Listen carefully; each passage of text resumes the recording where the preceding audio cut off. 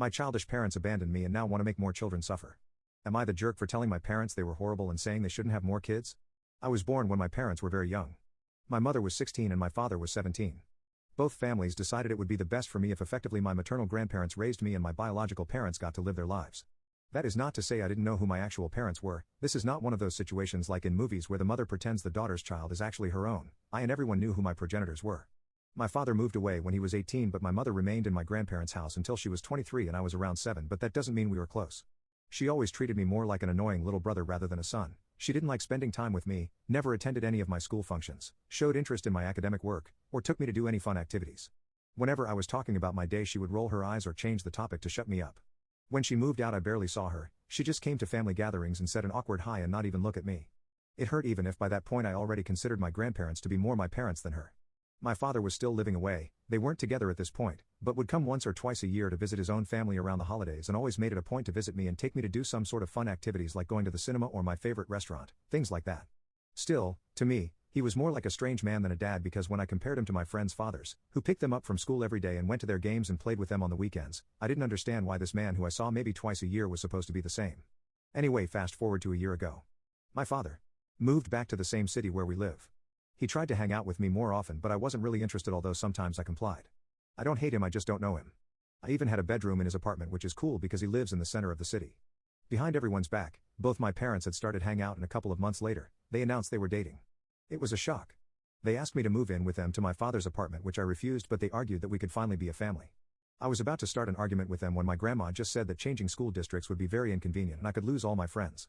The situation escalated by itself, although my parents didn't let go of the idea.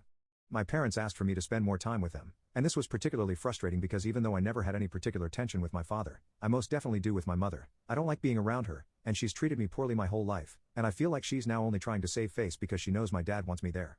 Last week they both came into my grandparents' house. They announced they were going to buy a house nearby in the neighborhood so that I could finally move in with them.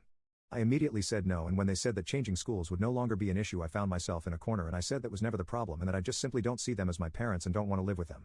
That's when they dropped the bomb on us. Not only they wanted me to move in with them so we could be a family, but my mother was pregnant, so we were going to be a bigger family even. I was shocked and I blew my lid on them. I told them they were the worst parents in the world and that they abandoned me for 16 and now they were going to bring another child into the world and do the same to them. And they never apologized for treating me like garbage and like a mistake they made and making me feel like I wasn't supposed to exist and dumping me to be other people's responsibility, and only now that they feel like they care they want to be my family. My mother screamed back at me telling me I was a brat and that she wasn't going to make the same mistakes twice raising her second baby, and I told her she never raised me to begin with, and my father said that they were young and trying to do the best they could. Well, guess what, the best you could was pretty effing bad. I stormed out and went to my sobbing. I have been very depressed for the last week. They have both called and texted since, but I ignored them. My grandparents agree with me that I shouldn't move and that my parents shouldn't expect me to be all loving and forgiving after how they've treated me. However, they believe they are starting a new chapter of their lives now that they are more mature and stable, which I guess leaves me behind. I've also had time to think that I'm the same age my mother was when she had me, and what a huge responsibility that must have been. However, I still can't forgive them. Am I the jerk for the way I reacted to the news? Update: my childish parents abandoned me and now want to make more children suffer. First of all, I shared my post with my grandparents and they were so surprised by it.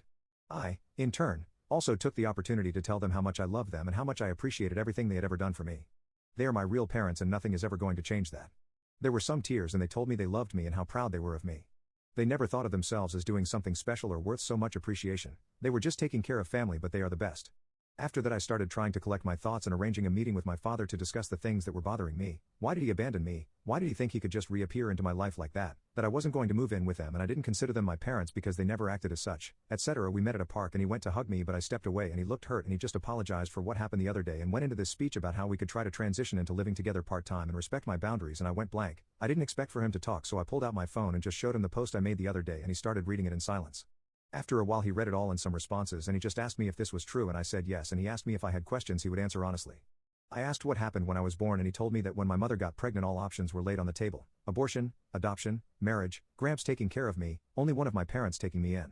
My mother was deadly scared of adoption because some religious group had told them some horror story about dead babies and mothers being killers or some BS like that, so she wanted to give me up for adoption, but my father refused. He couldn't bear the idea of having his child living somewhere and never seeing him again. So he proposed to taking me in as sole caretaker and leaving his college plans to stay in our city, but his parents weren't thrilled with this plan and pushed him to go to college so that he could provide economically for me.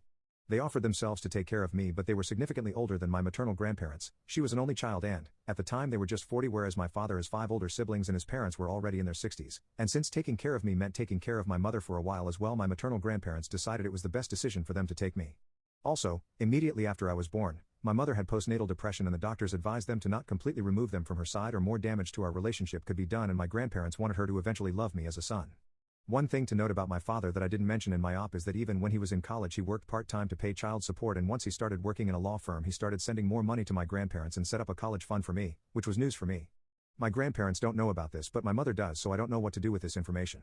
My father thought of me all the time he spent away and believed he had left me with a happy family and that he was working to give me a better life, but I followed his life through social media. He went to parties, vacations, had girlfriends and did lots of fun stuff and barely had any contact with me. I asked him why couldn't have he made more of an effort to be a part of my life? Like, I understand if he needed to study in another city and work there, but it's no effort to call or text. Coming once a year just doesn't cut it. He looked ashamed and apologized to me, and I took advice that I saw in a lot of the comments here. That I would forgive but not forget, and that maybe we can build a relationship going forward, but it will always be marked by his actions in the past. If he hasn't been my dad for 16 years, he can't start now. He seemed sad but accepted my conditions. I then told him about my concerns about my mother, told him how bad he treated me as a child, that I did not think she would be a good mother for my sibling, and that I wanted to go low/no contact with her. He said that after he left for college and they broke up he would call her once in a while to check up on things, but that quickly ended, and when he came back she explained to him that her and I had a great bond, and, even though we didn't see each other daily, it was because I was in those teenage years and that she loved spending time with me and had been a very hands-on mom. I told him that all that she said was a lie and that she never cared for me. He obviously read the stuff from my post, but I also told him other things, like when she would ask my grandparents babysitting money for taking care of me, or that she would call me annoying or disgusting to my face when we still lived together, and that severely messed me up. He was very serious and said he would talk to her, but that he really would not allow a child to be treated like that, and that he was sorry for letting that happen to me. Lastly, he told me I would have a bedroom in his house, but he understood perfectly that I would never live there. He was quite emotional at this point and got choked up at this point when he asked me if, even if I didn't consider him my father, I would consider his baby my sibling. I said of course that I planned to be a very active part in their life if I could. He started crying and asked if he could hug me, and this time I agreed. I am happy about the resolution of our conversation, and I really do believe he will be a good parent for my sibling.